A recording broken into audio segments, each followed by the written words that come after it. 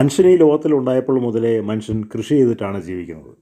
കൃഷിയാണ് മനുഷ്യനെ ഇന്ന് ഇവിടം വരെ എത്തിച്ചത്. കൃഷി ചെയ്യുന്നതുകൊണ്ടാണ് ഇന്ന് ലോകത്തിലുള്ള എല്ലാവരും ഭക്ഷണം കഴിക്കുന്നത്. മനുഷ്യൻ കൃഷി ചെയ്തില്ലായിരുന്നു എന്ന് വരികിൽ ഈ ലോകത്തിൽ എല്ലാവരും പട്ടിണി കിടന്ന് മരിച്ചു പോയേനെ. പ്രത്യേകിച്ചും ഏഷ്യൻ രാജ്യങ്ങളിൽ കൃഷി ചെയ്തില്ലായിരുന്നുവെങ്കിൽ ലോകത്തിൽ ആരും അരി ഭക്ഷണം കഴിക്കില്ല.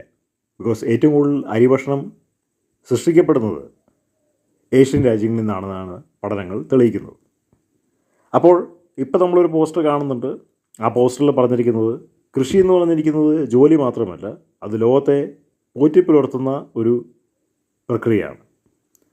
ലക്ഷം കോടിയിലധികം ആളുകൾ ലോകത്തിലുണ്ട്.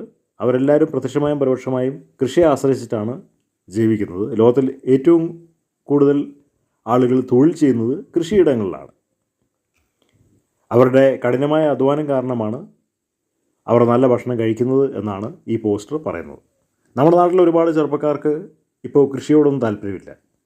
കാരണം അവർ ചിന്തിച്ച് വെച്ചിരിക്കുന്നത് കൃഷി കൊണ്ട് വലിയ വരുമാനമൊന്നും ഇല്ല എന്നുള്ളതാണ്.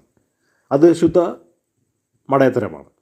കാരണം ലക്ഷക്കണക്കിന് രൂപ, കോടിക്കണക്കിന് രൂപ ഒരു വർഷം ഇപ്പോഴും കൃഷിയിൽ നിന്ന് സൃഷ്ടിക്കുന്ന ഒരുപാട് ചെറുപ്പക്കാർ നമ്മുടെ നാട്ടിലുണ്ട്. ബാംഗ്ലൂർ കേന്ദ്രീകരിച്ചുള്ള ഒരു IT കമ്പനിയിൽ ജോലിയെടുത്തിരിക്കുന്ന 4 സുഹൃത്തുക്കൾ ചേർന്നിട്ട് അവർ ഒരു കൃഷിയിടം വാങ്ങി അവിടെ കൃഷി ചെയ്തു. ഇപ്പോൾ അവർക്ക് IT കമ്പനിയിൽ കിട്ടുന്ന ശമ്പളത്തിനെക്കാട്ടും 10 ഇരട്ടി ശമ്പളമാണ് ഒരു വർഷം അവർക്ക് കിട്ടിക്കൊണ്ടിരിക്കുന്നത്.